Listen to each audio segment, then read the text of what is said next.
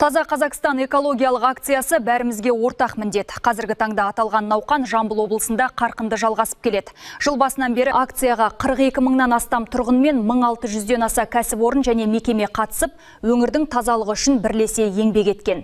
Таза Қазақстан акциясы аясында өңірде 38 сенбілік өтті. Соның нәтижесінде 307 шақырым көше жолдары мен 875 шақырым арықтар мен каналдар тазартылыпты. Бұдан бөлек 687-де 7000 шаршы метр саябақтар мен скверлердің аумағы қоқыстан тазаланса, 6-8000 тоннадан астам қалдық сыртқа шығарылған. Тұрғындар да акцияға белсенді атсалысып келеді. Мәселен, жыл басынан бері Telegram бот арқылы 491 өтініш пен шағым жолданған. Оның басым бөлігі қаралып, көтерілген мәселенің көбі шешім тапты. Қалған өтініштер бойынша тиісті жұмыстар жалғасып жатыр. Іс-шара аясында 48-де 5000 жасыл желектер отырғызылып, 3-те 7000 шақырым көше жолдар, 875 шақырым арық жүйелері мен каналдар, сондай-ақ 687-де 7000 шаршы метр саябақтар мен скверлер аумақтары тазартылып, 6-8000 тонна күл қоқыстар шығарылды.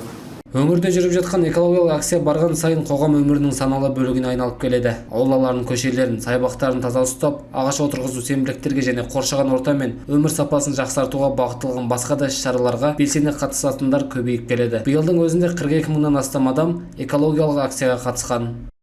Ағымдағы жылы Таза Қазақстан акциясына 42-де 5000 адам және 1600-ден аса кәсіпорындар мен мекемелер қатысты. Қазіргі аптап-ыстыққа байланысты жаппай сенбіліктер уақытша тоқтатылған. Ал тамыз айынан бастап тазалық жұмыстары қайта жалғасып, елді мекендерді абаттандыру шаралары кезең-кезеңмен жүргізіледі. Бекзат Әшірбай, Елдар Түстікбай, Қордай 24 News.